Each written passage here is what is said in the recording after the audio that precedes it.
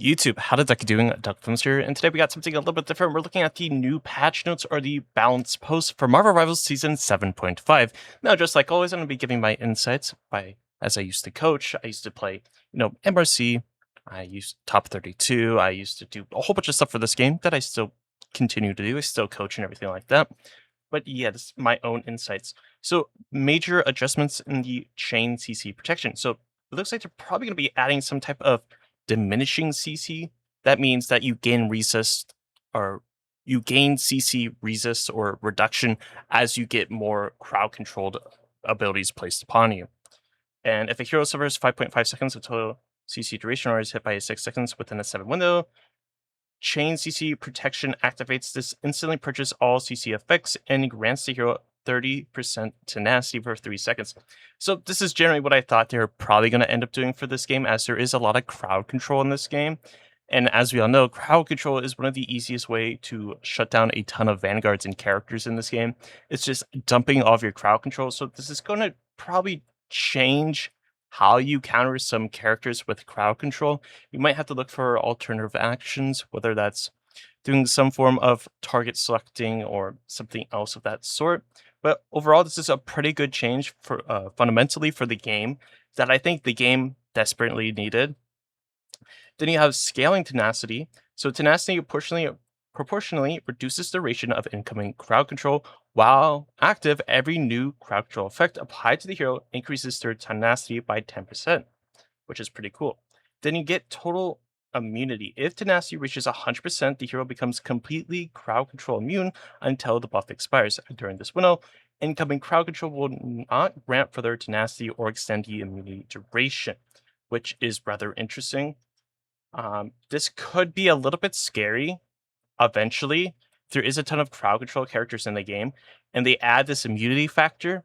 This 100% where you're just completely immune could be kind of detrimental to the game, because if you introduce all these new characters that have a form of, crowd control or zone locking, whatever the case may be, and you have other characters that just become immune to pretty much everything, it kind of diminishes the effects of other characters that need those certain abilities to pull off combos or whatever the case may be. So this part can be a little bit scary when it comes to the games. I've seen this in games like Deadlock, some games like Overwatch, and even TF2 back in the day. There wasn't a ton of crowd control in TF2, but it's sort of that aspect of this chain crowd control can be a little bit scary, especially with this total immunity. But overall, I think it's a very good change for the state of this game, because it almost feels like you get Doctor Strange ulted, then you get, just for an example, you might get Scarlet Witch stunned into Luna Snow freeze into another thing, and you just feel like you can't move or do anything.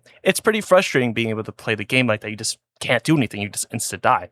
But I think this addition to the game is something that was greatly needed.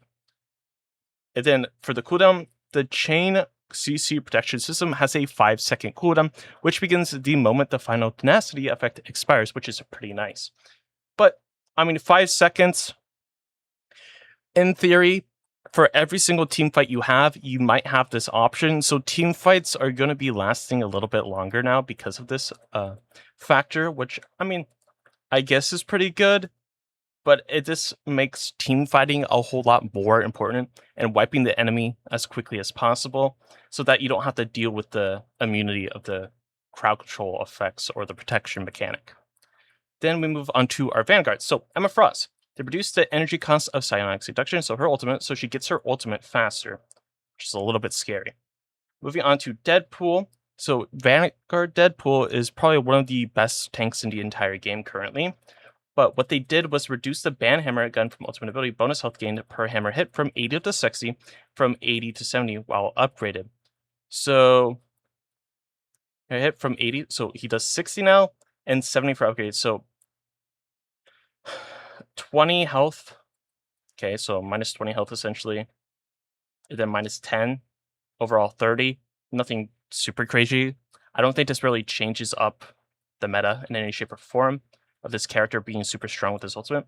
Then reduce the ban hammer gun form ultimate ability damage dealt per hammer hit from 45 to 35. So a 10 DPS hit. Nothing crazy. Reduce bonus attack speed by Deadpool in your area. to dual desert eagles Vanguard from 60 to 40. This 60 to 40, 20% is pretty significant. The rest of these changes, although they do, slightly nerf them, aren't massively, changing anything. But I will say this one, this 20% change is pretty massive, which is interesting.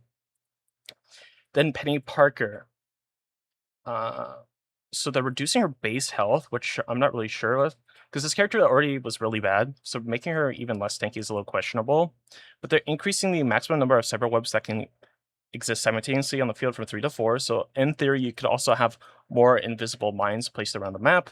Increase bonus health cap provided by Penny by cypher webs from 150 to 200, so pretty good.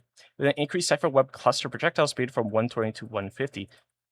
I need to see what this will look like in game, because this could be insane, or it might not be that big of a change, so we shall see. Hopefully. Increase Helix advanced cooldown from 8 to 10 seconds, okay. Special X from 2 seconds to 4, good. Reduce monster producer percentage damage per pellet from 1.2 to 0.8, that's fine.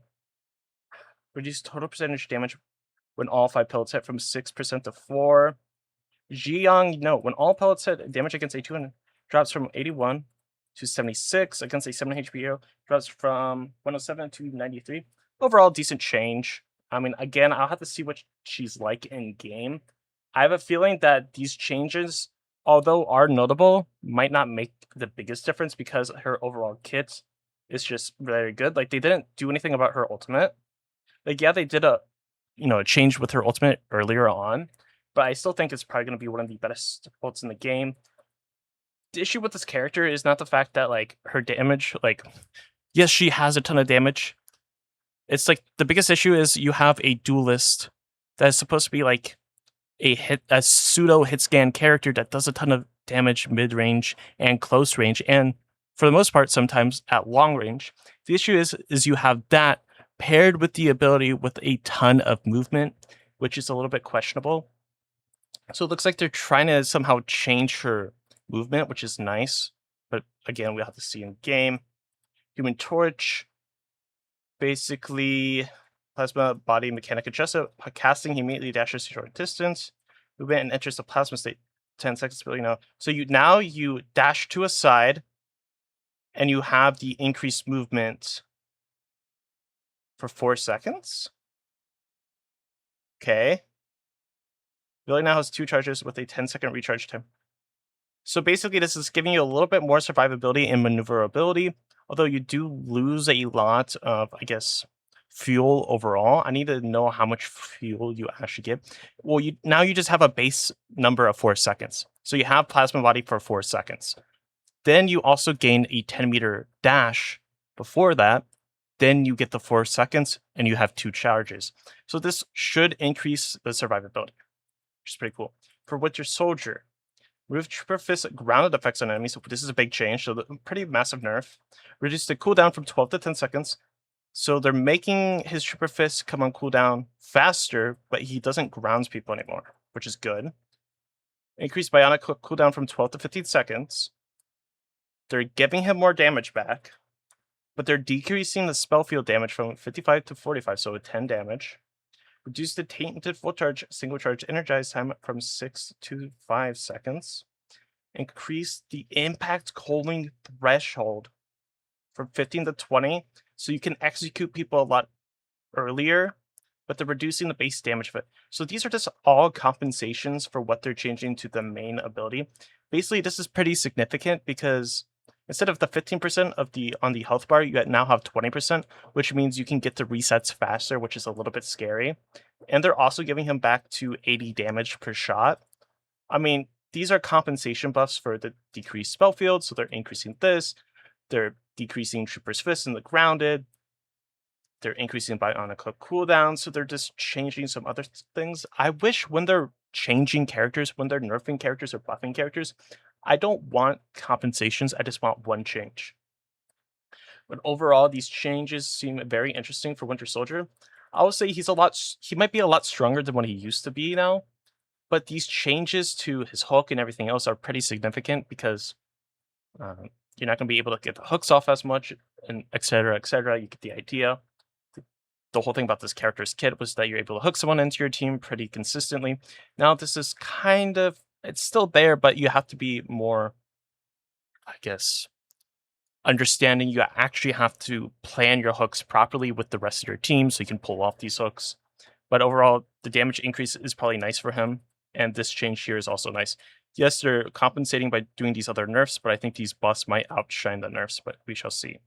For our strategists, for Adam Warlock, increased cosmic cluster cooldown reduction provided to after live stream per hit on an enemy from 0.05 to 0.08. It's fine. Cloak and Dagger, they're reducing her ult duration from 13 to 11 seconds. This is a pretty significant change, I would say. 2 seconds for a ultimate Trank ult is pretty significant. Jeff the Landshark, Dreadful Splash Fall Off now starts at 15, was 20, and damage drops to 60% of base at 30 meters, was 65% at 40. Pretty good change. Reduce its Jeff ultimate recovery time when falling to swallow any targets from 1 second to 0.4. Okay, it's fine. They increased the healing and damage of Luna Snow from 22 to 24, so a buff to Luna Snow. Okay, Ultron. Wait, what? Wait. So the AoE of his ultimate is now 6 meters instead of 3. His damage went from 8 to 18? 8 to 12?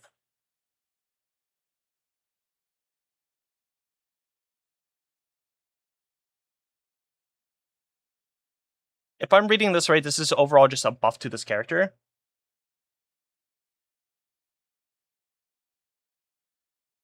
Oh, okay. I see. So they overall did a buff to his ultimate in general, but the 4 Ultron drones surrounding Ultron will no longer shoot directly at the crosshair target. Instead, they will bombard the area around the target. Okay. I see. So they're adding spread to his ultimate. And because they're adding spread to his ultimate, they're increasing the changes. This is interesting to me. As I am a Ultron connoisseur, this is very interesting to see how this will be played out in game. Because if you look at these changes, they're super insane changes. But I guess the change is that it's not like directly targeted to where your crosshair is, and it'll be like a larger AoE. So that means you would have to play closer to the ground on Ultron, which can be rather scary if you want to get the most, I guess, specific spot with your ultimate. So I guess this kind of is good and bad for Ultron. Yeah, you get the nice buffs, but you have to play a little bit riskier with his ultimate. You have to play a little bit closer to the ground if you want to get, if you want to get those isolations on certain targets and healing and stuff. So it's pretty cool. So basically, you want to be higher up when you're using your ult to heal your teammate, and you want to be lower to the ground when you're using your ult to try to get a pick onto an enemy. So this kind of incentivizes how to play Ultron in a certain way. Gambit is not touched. Invisible Woman isn't touched, which is a little concerning, but that's besides the point. For team-ups, Guardians of the Deep, Venom, Jeff, and Hela. The book for his aquatic uses success healing converted bonus 100 to 50. So they're just nerfing Jeff the Landshark's team up. And then Black Cat, White Fox, and Captain America get a team up. Black Cat gains a 5% boost in damage. White Fox unlocks a new 9-tailed ability. Captain unlocks the Vibarian Bastion ability through his team up. So overall, some pretty interesting changes. The changes I'm very interested in, though, are the Winter Soldier and Ultron mainly, because I'm really interested to see how much damage both of those characters are going to be doing now and outputting. But yeah, let me know what you think in the comments down below. And like always, I will have the full patch notes in the description for you to check out to see what you like, what you don't like. Again, let me know what you think about the balance post in the comments. Is it enough? Is it not enough? Let me know. But anyways, I hope you have a great and safe day, and I'll catch you in the next one.